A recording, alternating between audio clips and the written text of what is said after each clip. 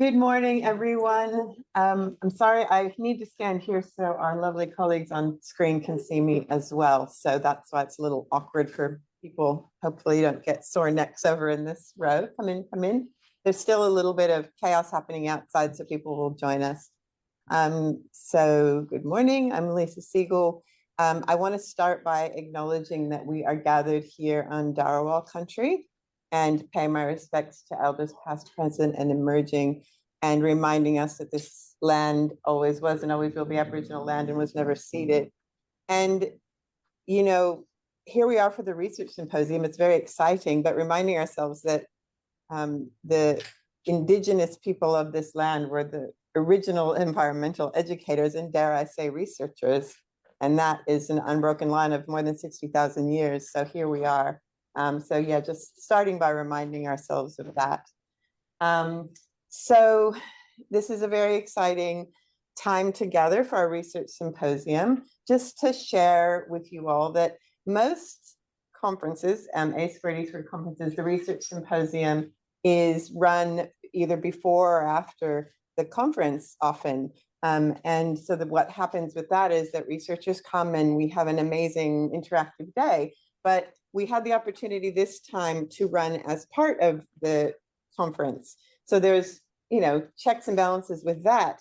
But what we feel is the great advantage is that we hopefully will be able to bridge that sometimes gap between research and practice, which we feel is really important. Like, researchers obviously are often practitioners as well, but it's great to be able to meet with practitioners to hear what needs to be researched. And practitioners, obviously, what a great source of wisdom and information to hear what's being researched. So we're really excited about that chance to offer that today. It's a little bit, there's a lot of other things happening in the conference, so you're all welcome to go and come as you need, dip in and out. There's a wealth of choice, basically. But our researchers here today have all brought, hopefully,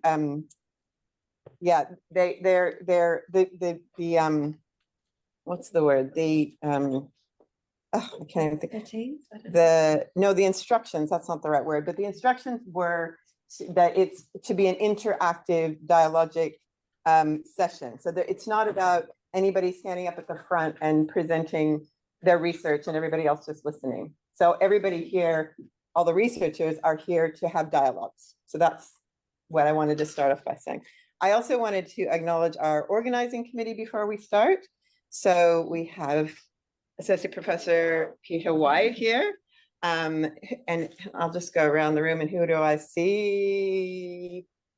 Emeritus Professor Annette Goff, Professor Amy Cutter-McKenzie-Knowles, just wave there. Annette, wave there, so we know who you are. Who else am I missing? Dr. Lisa Ryan back there. Dr. Lorraine Larry back there, and Dr. Sonia Kuzic right there. Am I missing? And it's probably online. Online. Associate Professor Chris Ames from New Zealand is online with us. So we've worked really hard this year to bring you hopefully a really interactive and fun. A vacant chair. Right. A vacant chair. And I am going to hand over to Peter. Thanks, Lisa. Yep. Hi, everybody. My name's Peter White. I'm the editor-in-chief of the Australian Journal for Environmental Education. And we're really excited to be presenting this morning the official launch for our latest special issue. So as you can see, the title of our special issue is Indigenous Philosophy in Environmental Education, Relearning How to Love, Feel, Hear, and Live with Place. But before we do that, I'd like to share with you a little bit about the journal. So we're just going to flick over here. We have a website that you can Google and find easily. And at that site, you will find things like who is the editorial executive and who are the International Editorial Board. You could have a look at some of the collections that we've produced recently as well. There's a collection specifically made for this conference where the manuscripts published in AAEE have been put in one place and open access provided that have a practitioner focus.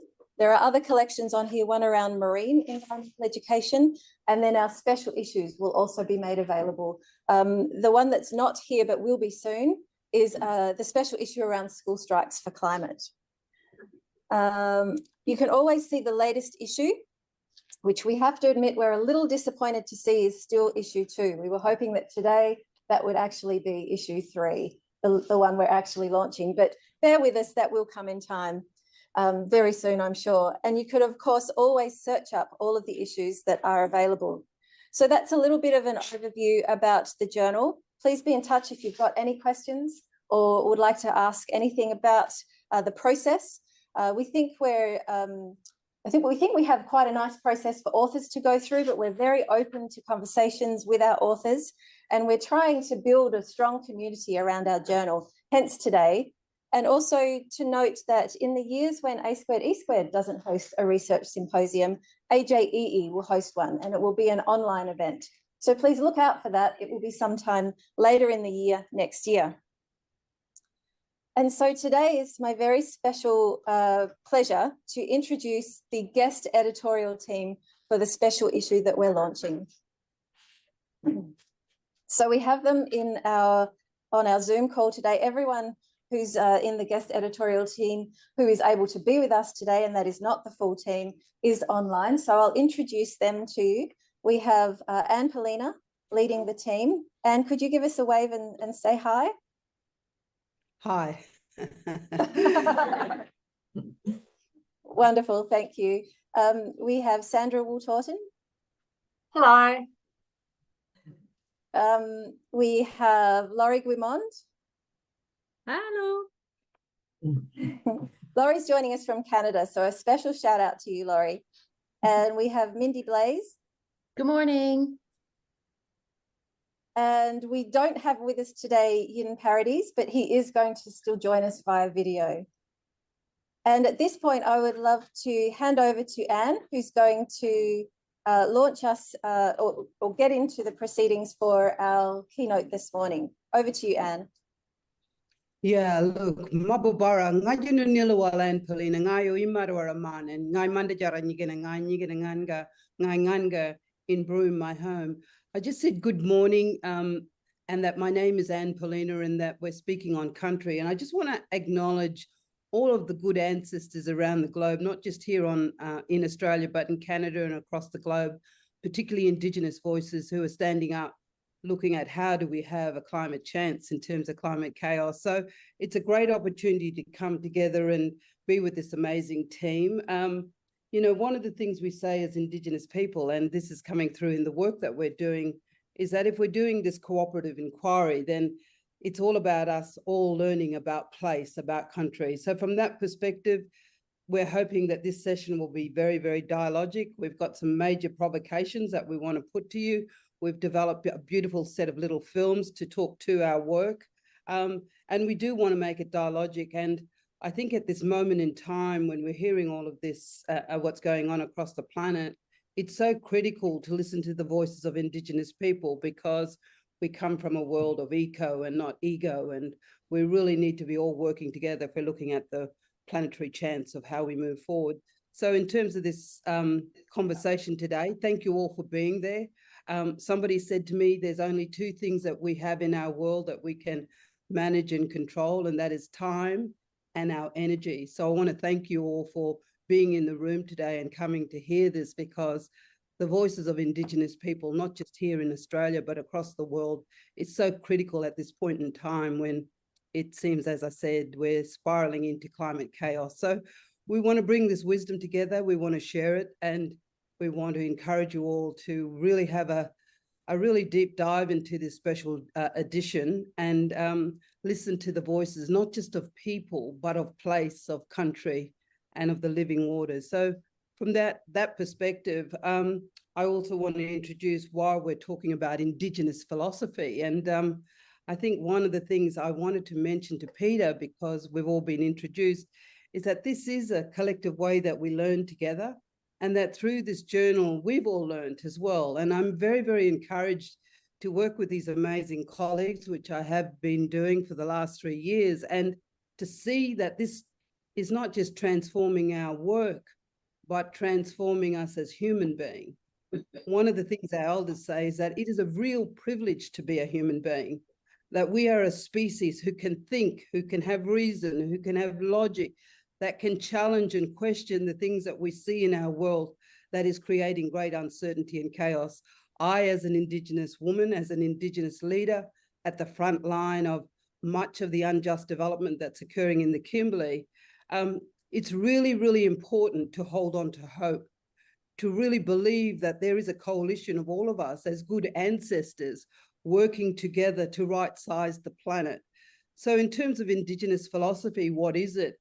It's an interesting question for somebody like me who's very deep inside the story to go, okay, what do we mean? And what we mean and what we share is that we want to bring, as I said earlier, this collective wisdom. In Australia, Indigenous people are, and this is not an ego-based conversation, Indigenous people are the oldest living culture in the world. We have forged this wisdom, this knowledge from lived experience. We have lived with the Anthropocene. We have shaped the Anthropocene.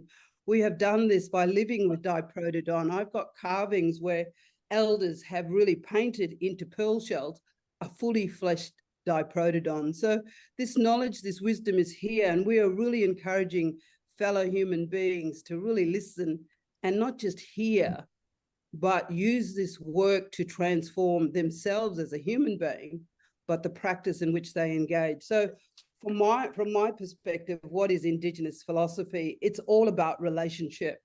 When we are born, we're given a totem, what we call a judinj, to give us a sense of an ethics of care and love.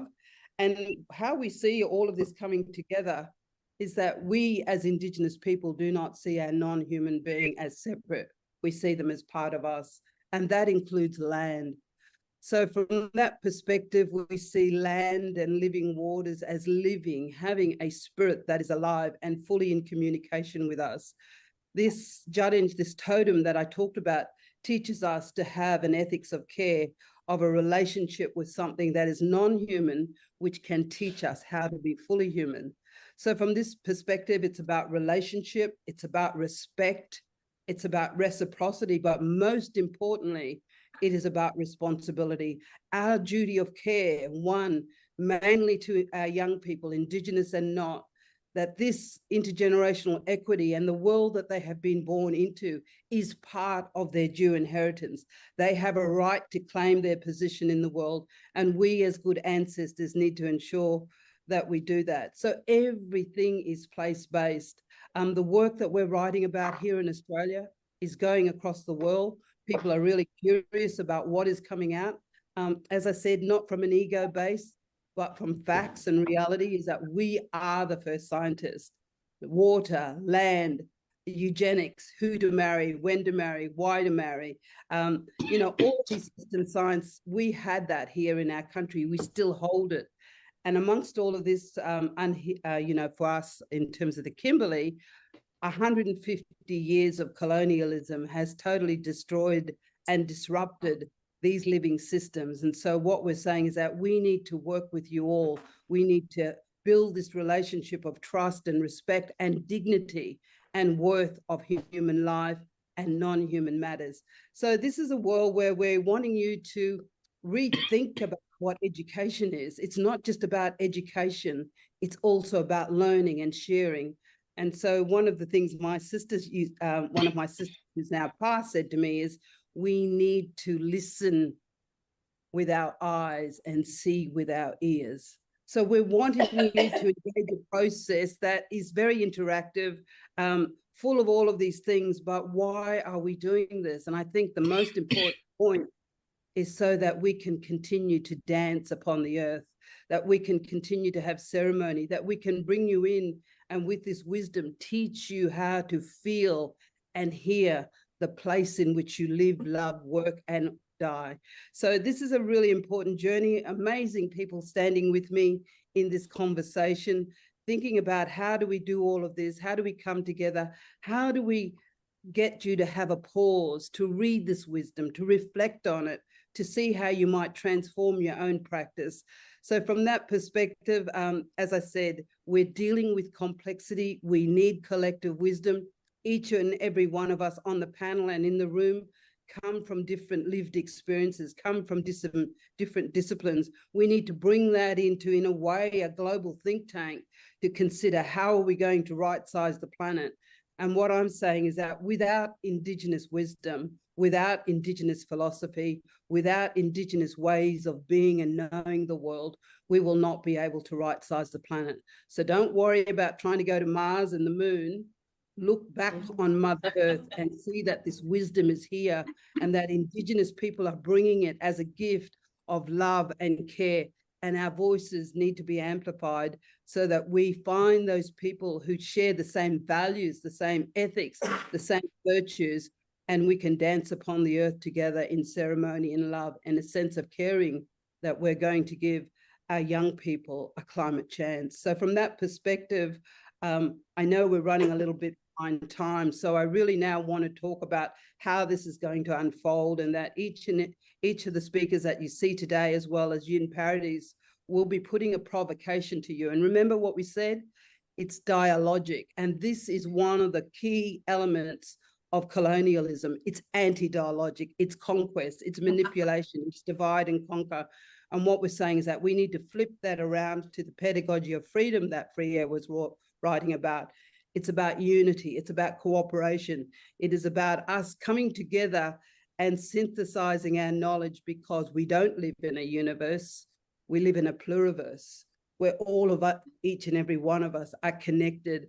And one of the things I want to encourage, particularly for those of you who have not got Indigenous friends or colleagues, please get to know them, please get to understand them, please get to understand that what we're saying is that you, wherever you are now part of the landscape. Your DNA is embedded in the land and the place in which you live, love, work, and pass away. So from that perspective, I'm just saying, let's have this dialogic. Please stay in the room, because you will not get this anywhere else. I just want to invite and say thank you to Peter, who's going to lead the provocations and introduce each of our speakers and the little stories and vignettes, and come back to a bigger dialogue. So thank you for giving me this time to just share our work. It is about you, it is about me, it is about all of us. But most importantly, it is about Mother Earth, and how can we collectively work together to right-size the planet, to give our young people, not just now, but in the future to come, their due inheritance of intergenerational equity, love, peace, harmony, and balance. Thank you very much. Galio Mabu.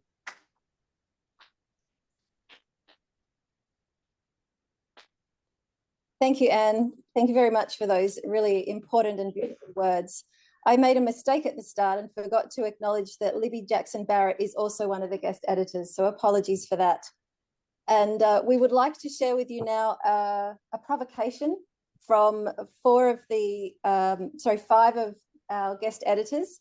And we're going to think about those provocations, and then we're going to hear from some of the authors from the special issue. And we do that via video and also via Zoom with Bobby. So the provocations are as follows. Yin suggests, how do the qualities of sustainability work from a corporate perspective? Mindy asks, what if we reconsidered Indigenous philosophy and wisdom as environmental education? Sandra asks, how do we engage with our places as if they were our relations? How do we live with our places in a relational way? And Laurie asks, how do we truly reorient institutionalized education towards Indigenous wisdom, place-based teachings, and learnings? There are provocations that we will return to after we've viewed and heard from our speakers. Okay, so then to hear from our speakers, we will be going to this video. So I hope everyone's good with me. Thumbs up there, Sandra. It's as long as Yins is just here. Oh, Yins is right here. Okay. Yeah. Yins is first. Here we go. This is Yin's provocation. And so I will introduce to you Yin Parodies, Professor Yin Parodies. He's at Deakin University. He's reading as a standard normal approach to sustainability from a corporate perspective. This is a fictitious 2023 sustainability report with a fictitious, very well-known international corporation. So let's hear Yin's provocation, Yin's reading. Comprehensive Energy strongly condemns the unprovoked Russian invasion of the Ukraine and its horrific impact on food distribution across the world. The world community has for years recognised the likelihood of oil wars as fossil fuel extraction costs increase. However, we at Comprehensive Energy are shocked by its global economic impact. Of course, our priority is ensuring the safety of our own staff and our financial security. We have many billions of dollars invested that requires us to immediately amend our Russian partnerships. We are confident of a strong resolution as conflict proceeds and fosters innovation. As a global corporation, we contribute significantly to the international relief effort to support those impacted. Our commitment to sustainable global futures is clear and resolute. Comprehensive Energy is on track towards extraordinary profit for the benefit of our shareholders and our global customers' needs for low carbon energy. We're critically aware of the urgent climate change, and we face this head on, actively contributing to a net zero world, recognising that together we must all stop adding carbon to the atmosphere. We actively support the goal of the UN Paris Agreement to ensure the average global temperature increase remains below 1.5 degrees Celsius. Comprehensive Energy is a global sustainability leader, powering advancement in every corner of our magnificent planet. We lead strategic change and technological innovation encompassing equity, diversity, environmental responsiveness, and human rights. Sustainability encompasses our entire operation in the communities our operations are located, offering well-paid local employment, skills and community development, education, and transport infrastructure. Our gold standard reputation for contributing to the integration of remote Indigenous communities, including successful socioeconomic outcomes, results from decades of culturally relevant experience. Comprehensive Energy is a powerful, trustworthy corporation with an outstanding track record of delivering the means to obtain the clean, green, justice-oriented future we all deserve. So just to remind you, that was Yin's provocation. And his question is, how do the qualities of sustainability work from a corporate perspective? And that excerpt that Yin read then was from one of the papers in the special issue. We'll now proceed to hear from some of the other authors in the special issue. Thanks for that, Peter. Kaya, everyone. I want to begin by acknowledging that I'm Zooming from Wajak Noongar Buja and pay my respects to elders past and present. I also acknowledge that scholarship is never done alone, but always with others, both with people and place. I'm Mindy Blaze, and I've been living and working in Burloo, or Perth, for 4 years. I migrated from the US to Australia over 20 years ago and am originally from southern Louisiana, where the Mississippi River grew me up. Co-editing this special issue with such a diverse group of scholars from a range of disciplines from across Australia and Canada was such an important opportunity to bring Indigenous philosophy and wisdom into conversation with environmental education. This is important because we are living in a critical moment in which human forces have fundamentally altered the planet's geobiospheric systems, triggering a cascade of ecological crises and threatening the future of life on Earth as we have known it, including that of our own species. As our carbon emissions continue to overheat the planet, we face a climatic trajectory of intensifying floods, diminished biodiversity, and we are precipitating mass displacements and extinctions and creating the conditions for ongoing devastating zoonotic pandemics. Without the will to redress the root of these causes, we are now suffering the tragic consequences. In this time, I find the words of feminist philosopher Val Plumwood instructive. She claims, quote, "If our species does not survive the ecological crisis, it will probably be due to our failure to imagine and work out new ways to live with the earth. We will go onwards in a different mode of humanity, or not at all." End of quote. Like Plumwood, I believe that first and foremost, this is indicative of our failure to imagine alternative ways of living with the earth. And education is directly implicated in this crisis and our failure to imagine alternatives. Despite efforts to promote education as key to achieving sustainable lives, schools and higher education systems continue to prioritize workforce supply for economic growth over environmental sustainability. The Cartesian dualisms that structure our curricula and pedagogies are instrumental in perpetuating the delusion that we are somehow separate from the world around us and can act upon it with impunity. The fact that the world has the highest number of educated people in its history and yet is the nearest to ecological breakdown is a stark reminder that more of the same kind of education will only compound our problems. In the face of the multiple existential threats we have brought upon ourselves, business as usual is no longer an option. It's time to step up to the challenge and fundamentally reconfigure the role of education and schooling in order to radically reimagine and relearn our place and agency in the world. We need bold and strategic ways to interact with the changing world. Maybe one of the ways that this can happen is instead of just including Indigenous philosophy and wisdom as part of environmental education curriculum, what if we reconsidered Indigenous philosophy and wisdom as environmental education? The special issue is an invitation for environmental education to interrupt tired epistemic habits of thought and seek radical paradigm shifts that are required if we are to find new ways to interact with the environment and rethink agency in an interdependent world. So instead of learning about the world, to know it, manage it, fix it, and save it, learners must learn with worlds so that all species can flourish. As my colleagues in the Common Worlds Research Collective and I have argued, our future survival depends on our capacity to make this shift. Thanks. Thank you, Mindy. My name is Sandra Wooltorton, and so my provocation is relearning how to love, feel, hear, and live with place as family. I wish to acknowledge Warradandi Budja, which means Warradandi country, and the Warradandi Nyungar custodians who care for and with Budja. I wish to acknowledge Indigenous landscapes and custodians where you are located, and acknowledge all people committed to caring for and caring with these custodians and knowledges. I've been learning with Aboriginal people most of my life.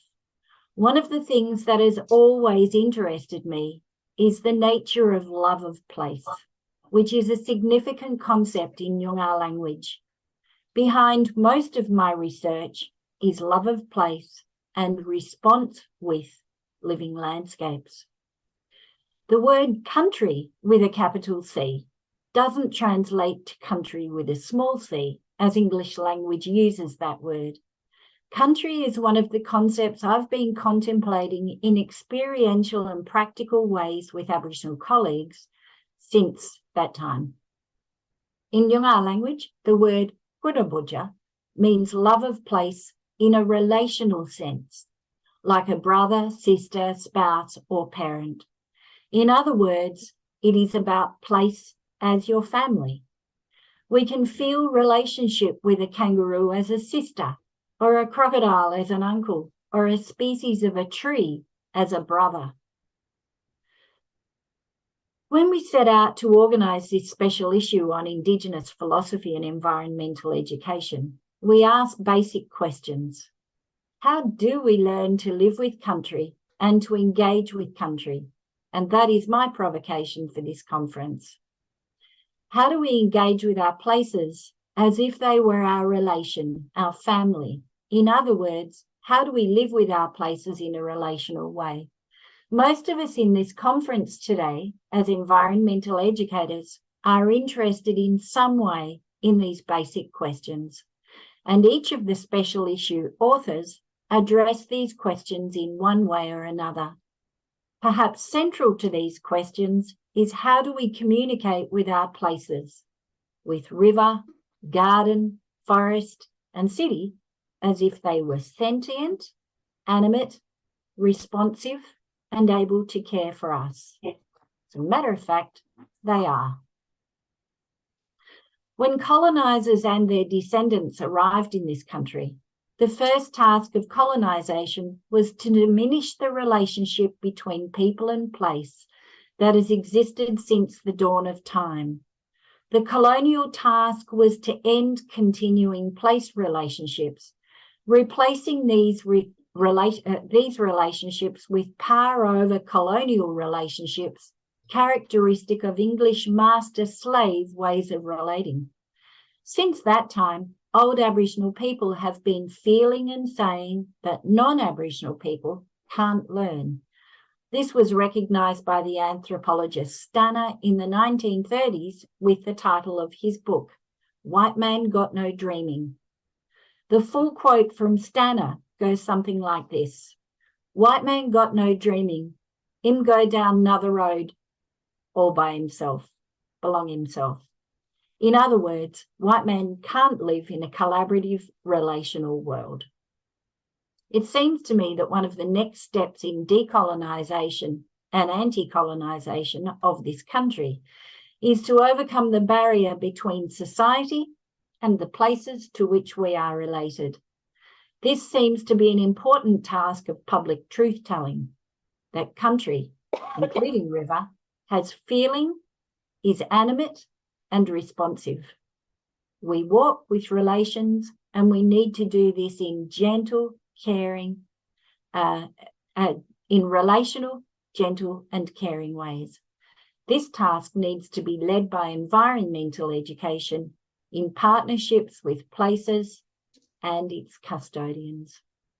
And the provocation again, to relearn how to love, feel, hear and live with place all the time. Thank you. Over to Laurie. Thank you, Sandra. My name is Laurie Guimont. I'm here on Tiohtià:ke, Montreal, on Kanien'kehá:ka, Anishinaabe, and Atikamekw lands and waters, colonized yesterday and threatened today and tomorrow by extractive and other forms of violences. Like their sister lands and waters and sky attached to the St. Lawrence River and elsewhere on Mother Earth.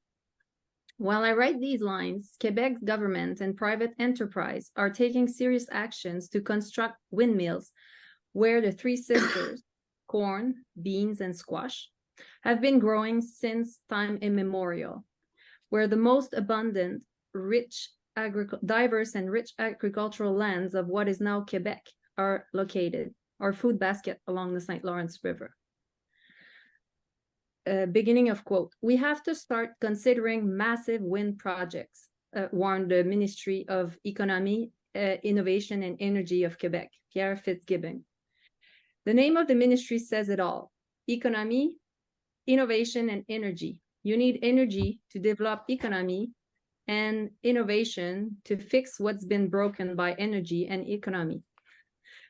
Meanwhile, the projects are on the go, and lands, farmers, municipalities, and regions are solicited and pushed to say yes. In a province where electricity is abundant, very abundant, but never enough, the green energies and the economic activity generate seducing, and the blinding quest for profit by selling electricity to our New York and New England neighbors seeking for renewable energies. Indigenous philosophy and wisdom as environmental education is urgent, so that the voice of the threatened lands and waters across Turtle Island be widely shared.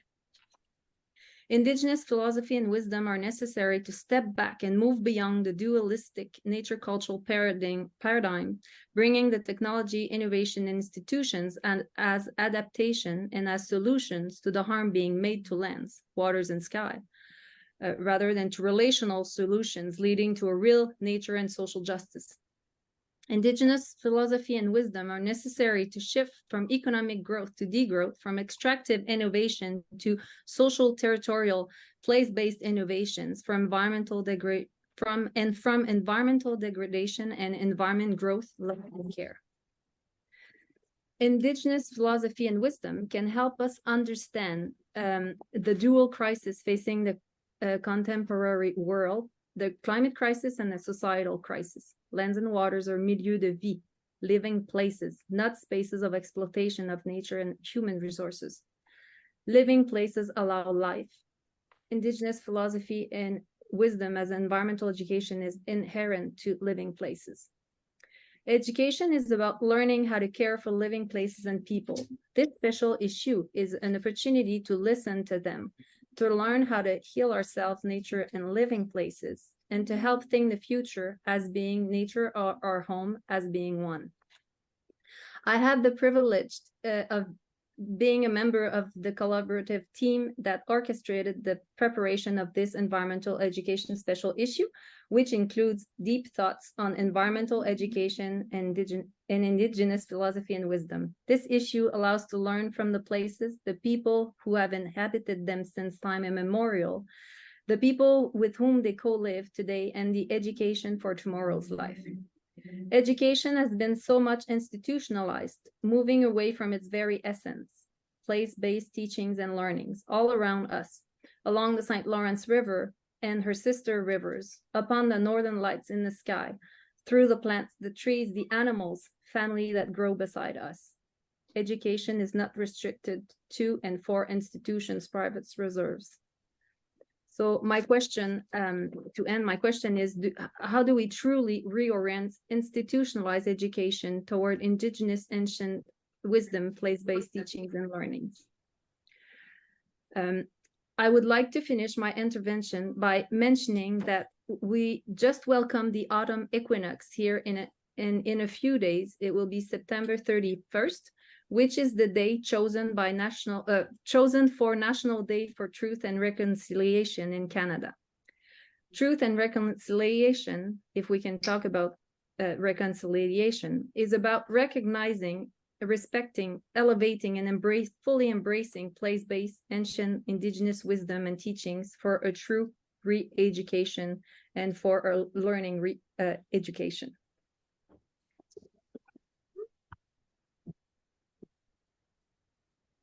And now we will hear from the authors via a series of small videos.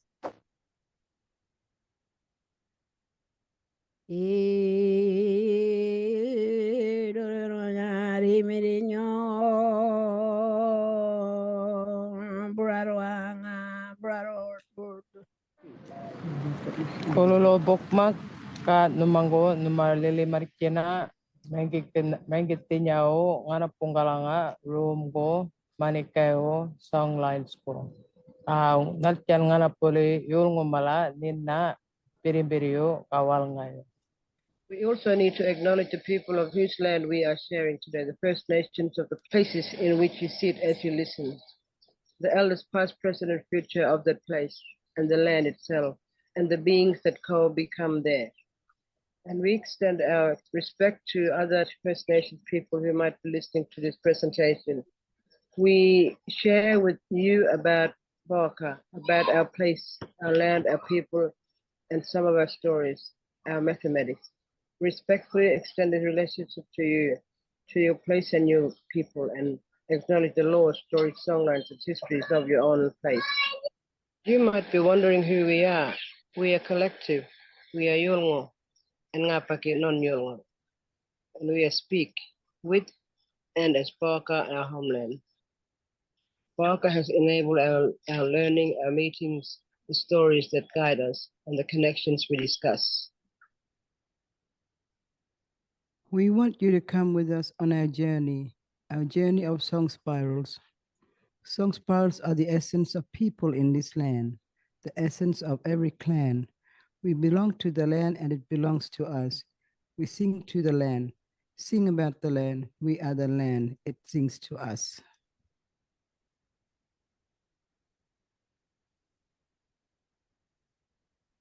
I think one of the things that growing up as a young Yolngu girl and growing up as a Yolngu person, something about our culture is that you learn through experiencing. And it's not like going into a classroom and getting ready, okay, now you're going to learn right now. And okay, we're finished learning right now. Learning is happening all the time from when you are born. And that's how Yolngu kids grow up. So growing up, it's been about going to my homeland, Boaka, and going to all different places. But learning all the time and sitting with my mothers and my grandmothers and listening and learning. And the thing that I've learned about the gate war is that it's the dilly bag, and it's the basket that you have, and it can be literal. There's a lot of Yolngu words. Well, it's the whole Yolngu vocabulary can be literal, but it's also deeper, metaphorical.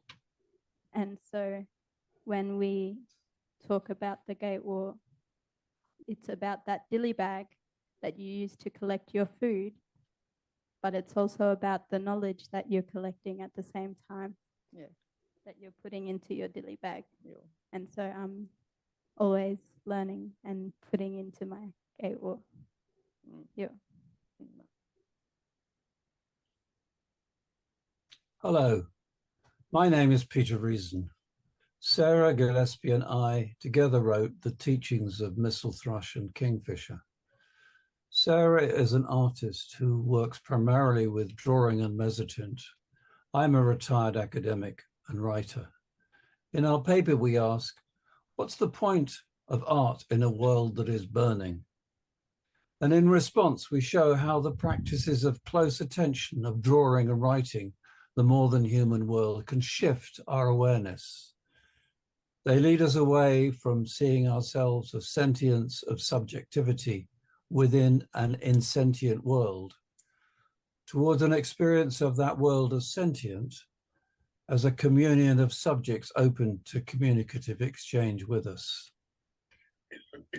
How do we learn to be part of a tree in which trees, crows, rivers, other beings may grace us with a response to our attention and our call?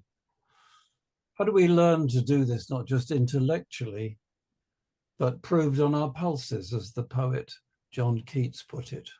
How do we learn to love, feel, hear, and live with places, as the call for this special issue puts it? We believe that the arts can be a revelatory and imaginative force for helping us to see the natural world and our place in it differently.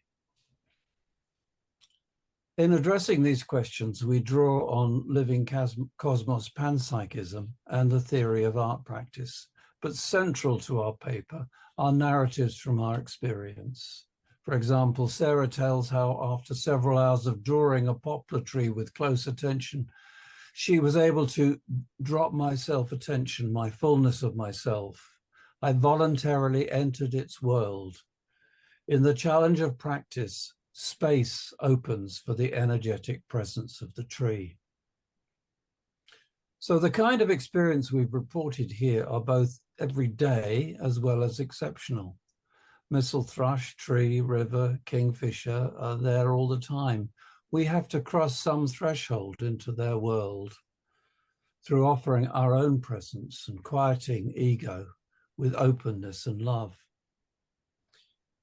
The art's underlying strength is not to be literal and problem-solving, but to present image and metaphor and leave the viewer or listener to make up their own reflections.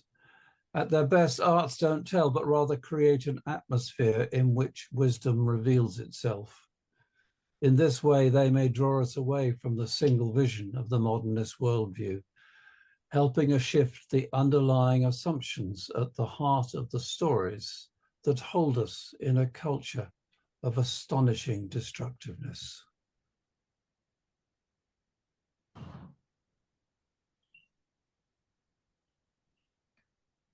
Kaya, hello, Wanju, and welcome everyone to this video that introduces our research paper, Kind Regards, Negotiating Connection to Country and Place Through Collective Storying. With country as our guide, we shared, responded, yarned, listened, and revisited one another's contributions. We used the threads of an email exchange and online yarning sessions. We wove together this collaborative work to present findings generated from the creative practice of storying and sharing knowledge. We resisted the urge to remain silent, and we risked being wrong. Our responses and stories crossed academic and creative boundaries. 6 key themes emerged. Stories shared memories of country and sites of personal significance.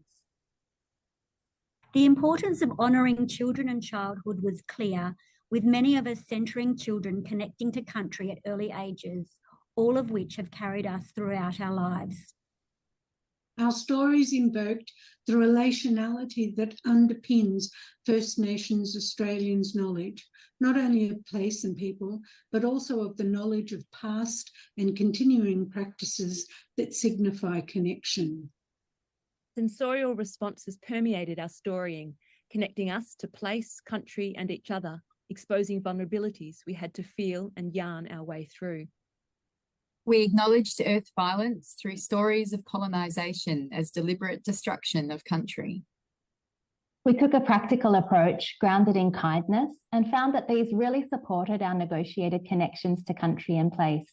Each of us offer you here a little glimpse of our special places. I'm Vari, sharing our virtual view of Wajak Budja. My name's Ashley, and I'm sharing Walbanja country, Kaji, on the banks of a flooded river. Kaya, my name is Renee. I'm a Noongar and Yamatji woman. The flowers behind me were taken on Wadandi Budja at the site of my great-grandmother's grave. I'm Naomi, and behind me is Kalgarda on Wadandi Budja. I'm Lisa, a Willy Willy woman, also descended from Waka Waka and Gurang Gurang peoples, and behind me is Auburn Falls on my great-grandmother's country. This is Bomaderry Creek Gorge on Jeringer country where I grew up, and I'm Bethany. I'm Wendy, and I am of Jeringer country. Behind me is the beach at Shellhaven Heads. This collective paper is just one version. Our stories could be revisited and yarned over and over, and each time would generate a new account. We invite you to form your own kind regards.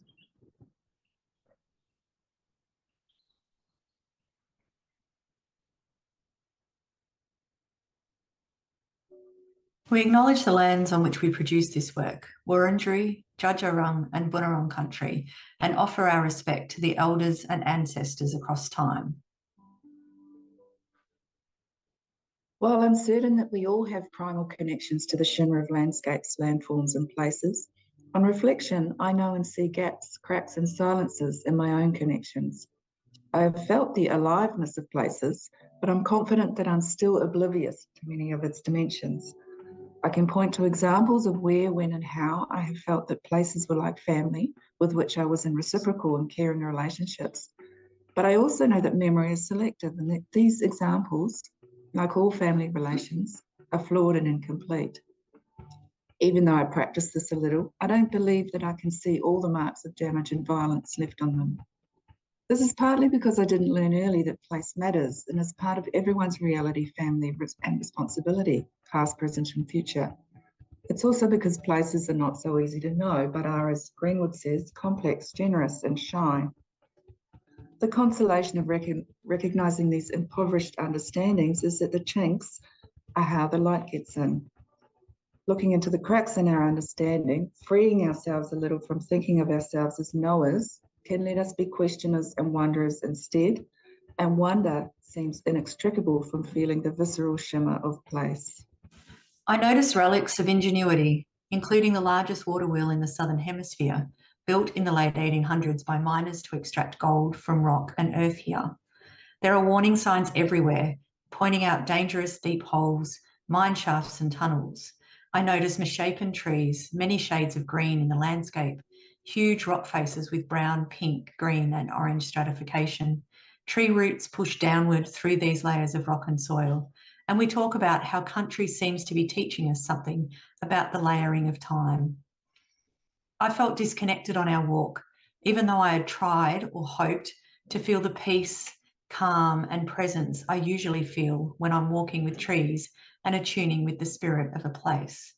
Driving home, I feel like I've missed something. I want to go back and speak to country and ask for permission to be there. And I want to say thank you. I observe the sun as its shadows track across the ground, learning it is warming and enriching when shining. I observe our family members, sulphur-crested cockatoo, kookaburra, eastern spinebill, spiders, such a rich variety, echidna, brush-tail possum, ring-tail possum, trees and other plants, insects, wombat. Well, to be honest, we didn't observe the wombat directly, but we appreciated their presence. Each day reveals a new relationship. I'm finding ways to participate in my new home places through acting and reacting and attuning to the responses from my family. I continue to observe, listen, and be respectful. But I also add, adjust, change, and consider. We've started to plan new ways forward for our family. We are developing consciousness of the soil family members, the various rocks, the many trees and other plants, the vertebrate and invertebrates, and our ancestors and colleagues who also call our place home.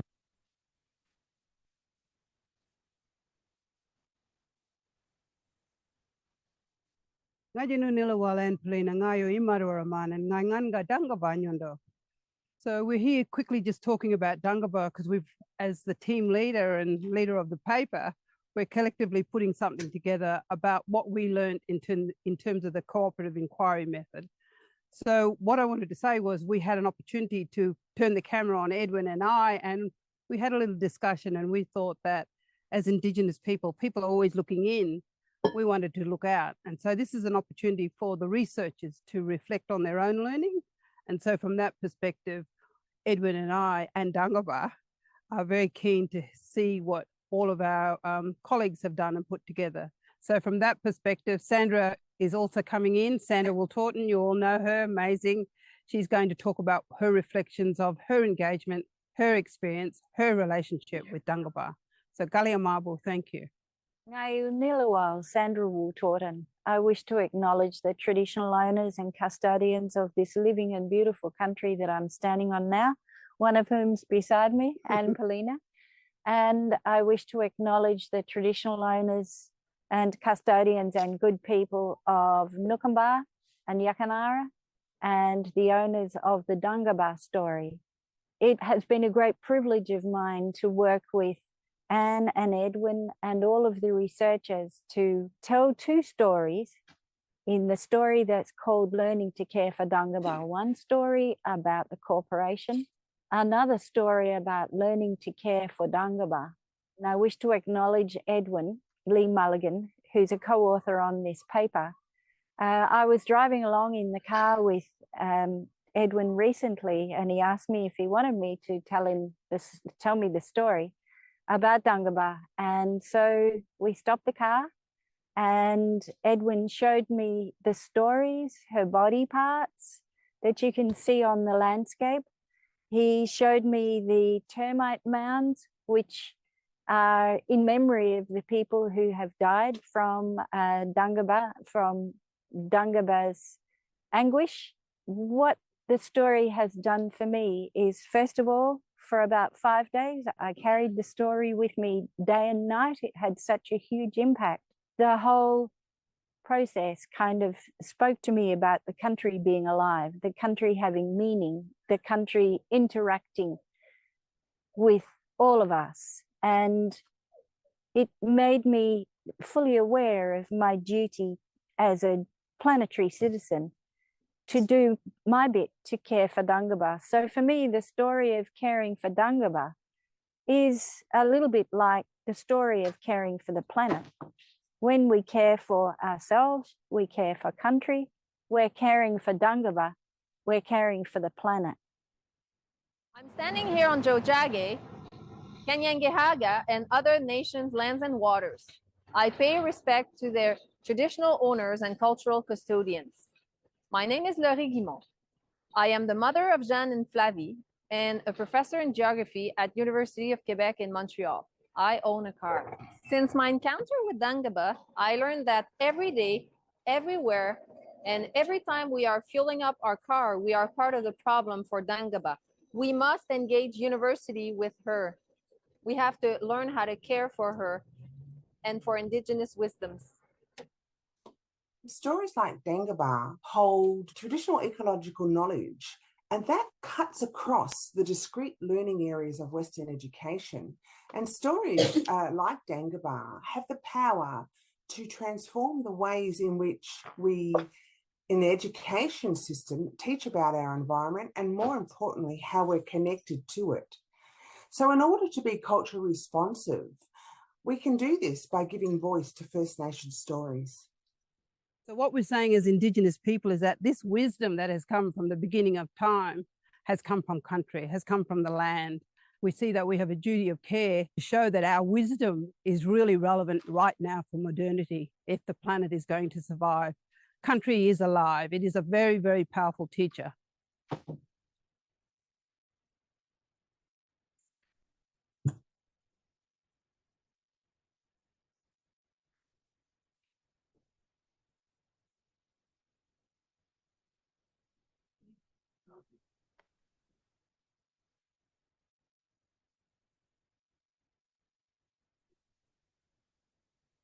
Wow, thank you, authors. I think that was great.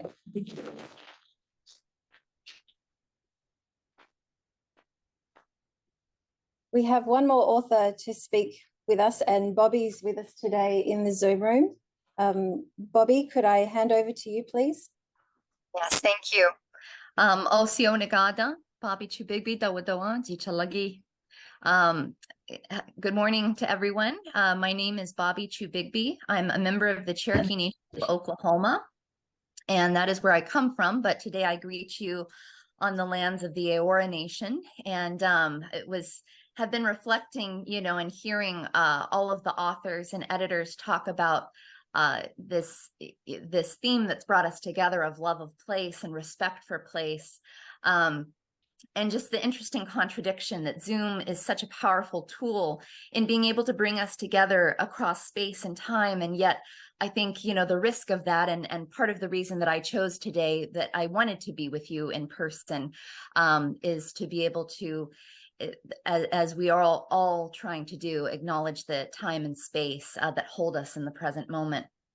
I'm honored to be able to just give a few words about the article that I wrote together with my co-authors, who are also tribal elders and environmental stewards of the lands and waters where I come from. Our article was titled Indigenous-Led Toxic Tours, Opening Pathways for Reconnecting, for Place, People, and All of Creation. And so I've been working together with my tribal elders, Rebecca Jim and Earl Hatley, over the past couple of years in documenting the incredible work that they have been doing, oftentimes alone and not with a great amount of resources or support, but in being able to work with the place that we call home, and that's home to 9 different tribal nations that were forcibly removed to the northeastern part of the state of Oklahoma.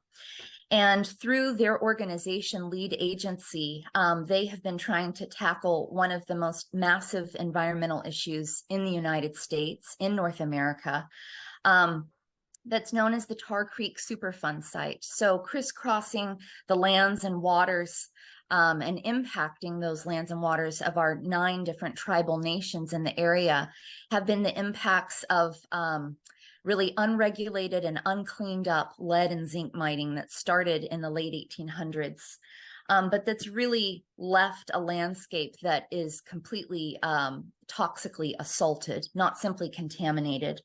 And so on these parts of our reservation jurisdictions, you see creeks that run rust red in color. You have air and soil that's contaminated with heavy metals, lead and zinc. But you also have land that's caving in on itself because it has been so undermined. And so in Rebecca and Earl's decades-long fighting for environmental justice, but also social and cultural justice, in recognizing the assaults to the lands, the waters, the communities, and our cultures that were already forcibly removed multiple times, one of their primary tools has been the toxic tours that they do of taking people, whether it's students, professors, journalists, interested local people, government officials, on tours to reconnect with place and with community, and seeing firsthand and experiencing this environmental and community assault that has happened. So I think that through this article, we were able to draw on not only Rebecca and Earl's stories over decades and a lot of their incredible photographic images of these tours, but we were also able to kind of rethink tourism itself. And so I was thinking in terms of Yin's provocation about looking critically at the intersection of sustainability and corporate perspectives. And I think that I would humbly offer that our article gives a provocation in this stream of rethinking the phenomenon of tourism that's oftentimes just considered to be something that's corporate or that's an industry. And through the work of Rebecca and Earl in these toxic, Indigenous-led toxic tours, really thinking what tourism can be as not just something that is commercial or corporate, but something that is what we are all trying to focus on here, which is a tool for education, and even more importantly, a tool for Indigenous storytelling and rethinking and regenerating our connections to people, place, and all creation, human and non-human. So I'll end there. Wado negada. Thank you, Bobby. Wonderful. Thanks, Bobby.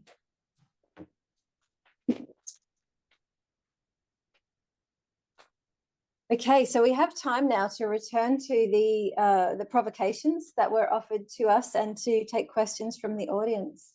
Online people, please raise your hand if you have a question, and here, please let us know.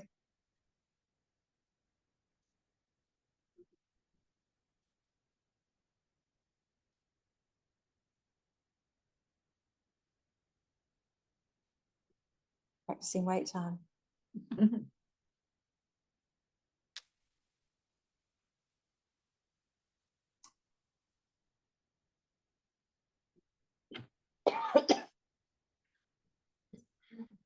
Chris has his hand up.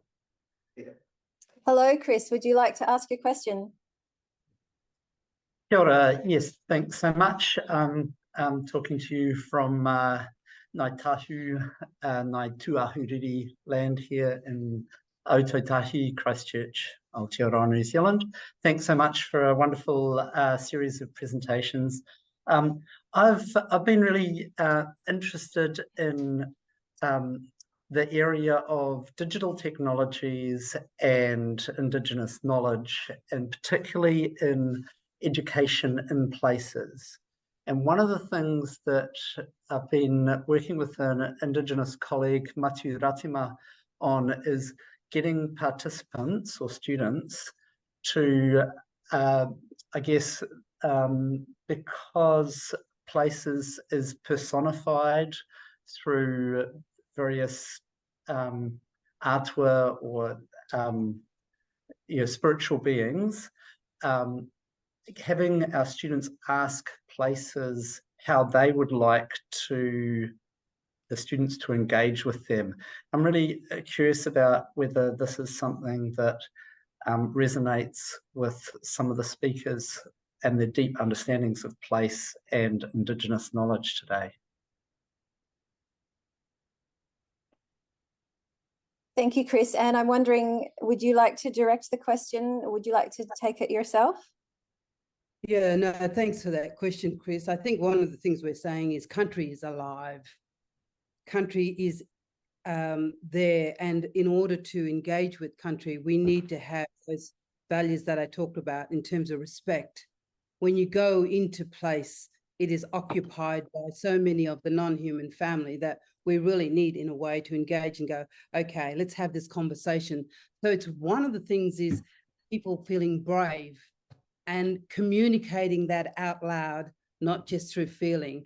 Hey, I'm here today. I want to sit with you. I want to hear you. I want to listen to what the land and the other creatures around you are saying. So I think that is a very important protocol in terms of giving back to country and waiting.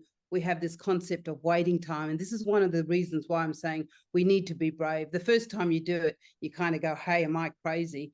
But you keep on going back and connecting with that land, and that land will hear you.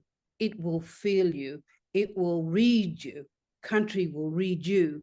And so unless we're being respectful and showing that we are wanting to engage in this way, then we need to be open to what the land and the environment around us reveals. So you're doing it the right way, Chris. So I think it's really being brave and constantly being in it. Building a relationship takes time. It takes energy. It takes that connectivity to place to hear and feel it. So I would give you the big tick and say, keep on doing it, because your world and your lives will only become richer by engaging with it, feeling it, hearing it, listening to it. Because all of these things, including the wind, is a message in the environment that is telling us how to read country, how to be with country. And good on you and good on your students for being brave and connecting in this way. Bobby might want to add something, but you're doing it. Yeah, I mean, I would just echo the words of Anne, of, you know, just the importance of these efforts, and in bringing your students into that to show, you know, the different ways. And what you had brought up about technology, again, I personally, as someone who can be a little bit of a technophobe, and like I said, you know, seeing always kind of the double-sided coin of, you know, things like Zoom in bringing together place, and yet so quickly, you know, kind of eroding our consciousness of place. I think that just having a deep awareness and a deep sensitivity about the use of technology in this is just always very central.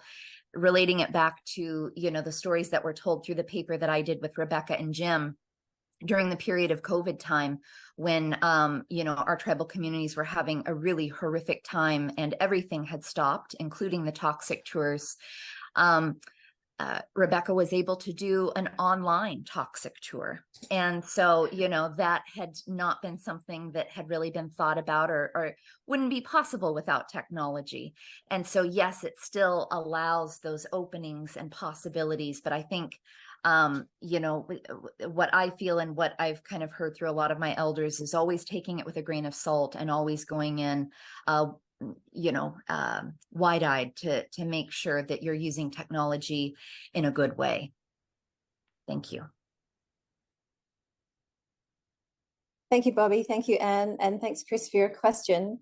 We have a question online from Jody Green. She says, can teachers, even in good conscience, use the word sustainability when we are now really talking about care and kinship, and so need to not be nor encouraging students to be knowers?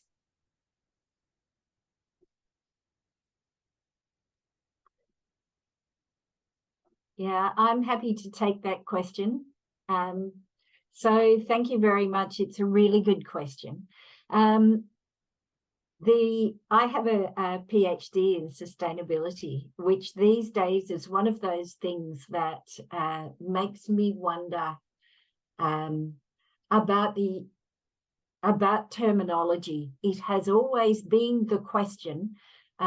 Even at the time, my PhD is in, you know, sustainability and technology policy.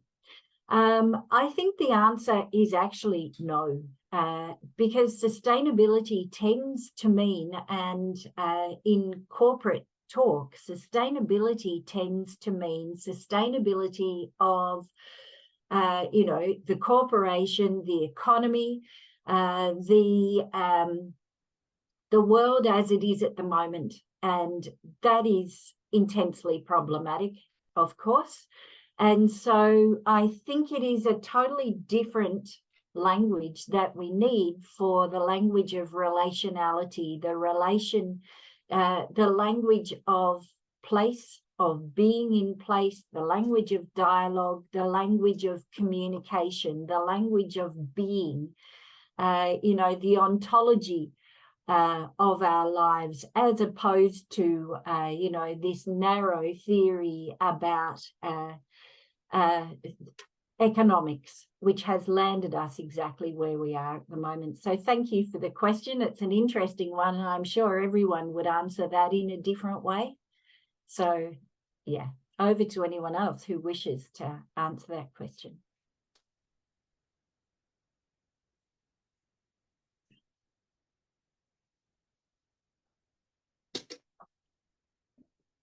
Any questions from the room? I have a question. Great. Is it okay to talk from here? Please do, yes. Everybody hear me. My name is Rumiko. I have a question about the, we sort of talking about dialogue. Dialogical process is very important. And I have a experience worked with the Ainu people, indigenous people in Japan. And it's unorganized workshops and dialogical places.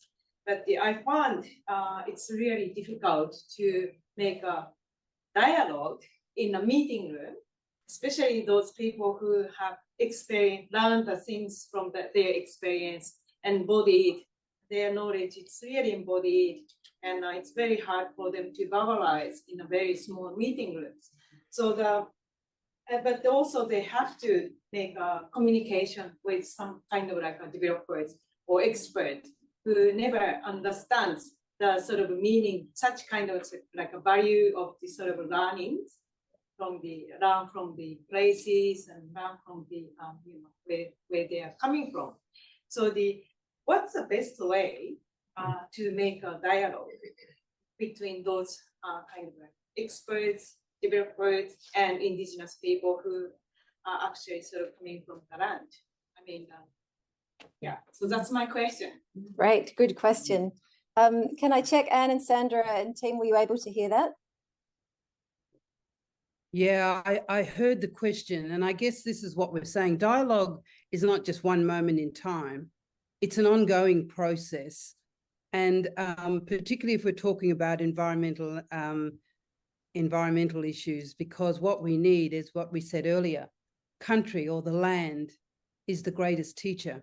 So one of the things is, how do we build a relationship with people in the room in terms of what we're talking about most of the time is a clash of values of how we see and be in the world.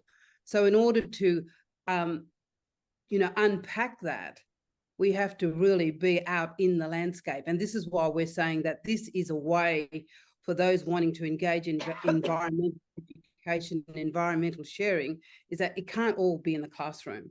If we want people to build a relationship, to feel and hear the land, then we need to be outside. One of the things we say as Indigenous people, particularly in places where there is a city, what we say is, it doesn't matter that there's concrete, it's still country. So this is very, very important. That's why we're saying you need to be brave. You need to feel where you are. Lots of times people go, well, I'm living in a city. I want to go and meet real Aborigines or real Indigenous people or whatever. They're right there with you. They're holding the land. They're part of that cultural landscape. So my issue is that when we're talking communication, particularly in terms of dialogue, is that it's not just a one-off conversation in a room.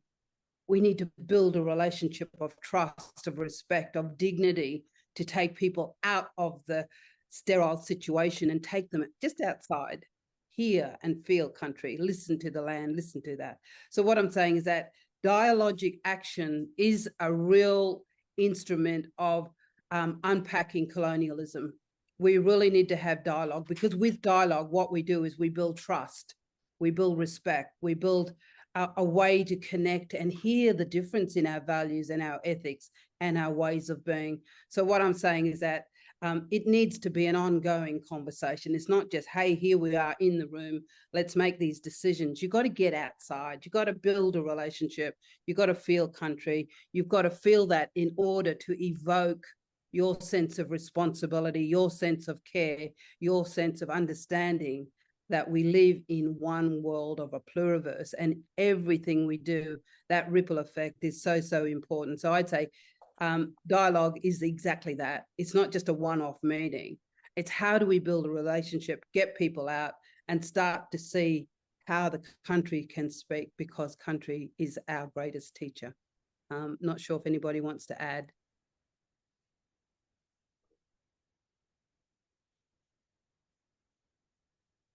I've got a question. We have a question up the back here, so hopefully we can hear you.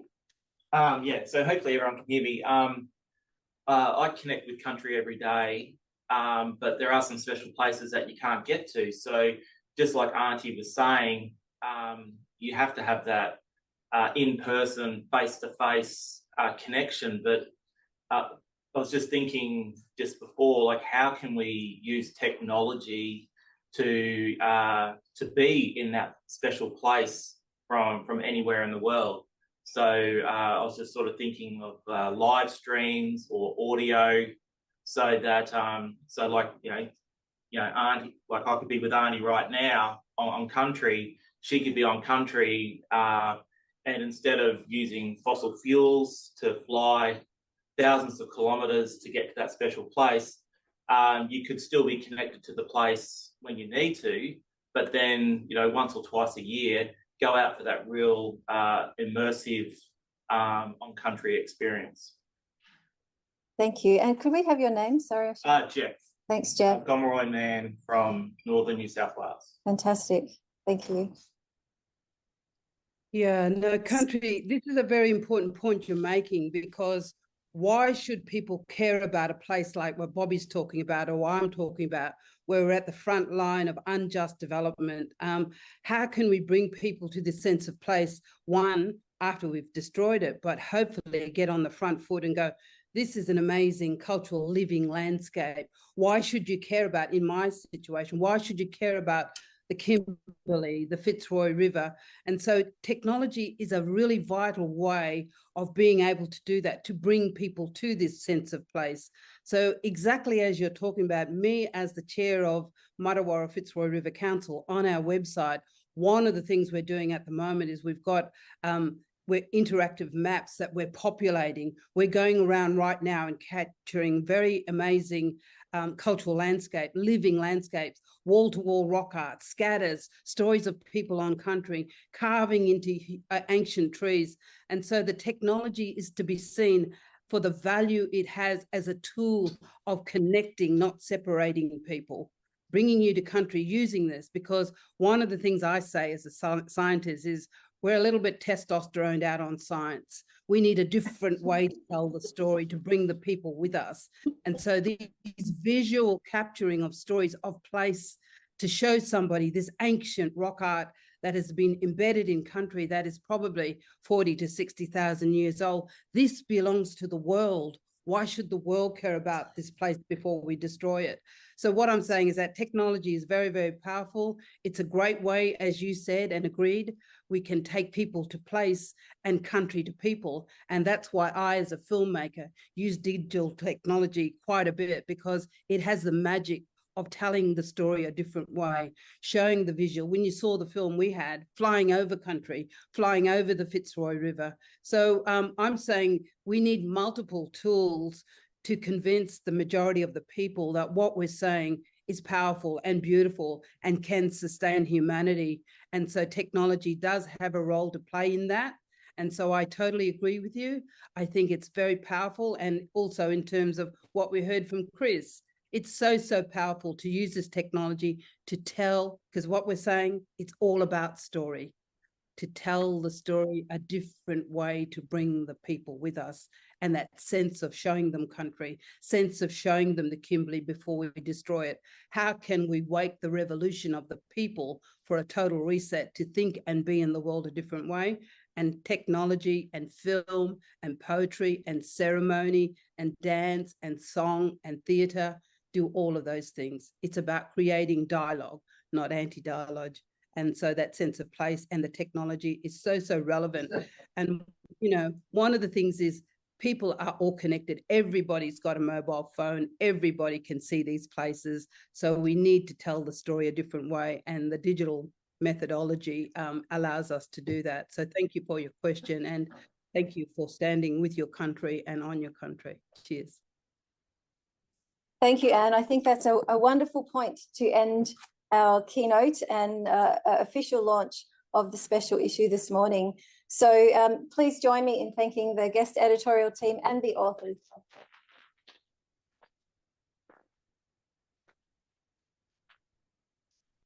There were a couple of questions. You can see a couple in the chat. That's fantastic. There are a couple more in the room. I encourage you to connect with our guest editors. They are fabulous to work with. They're very open and very much looking forward to interacting with you. Thank you, editorial team. You have done a wonderful job to bring this special issue to life, and we all look forward to seeing it when it's finally released very soon, hopefully. Thank you. And I'll hand over to Lisa. Thank you so much.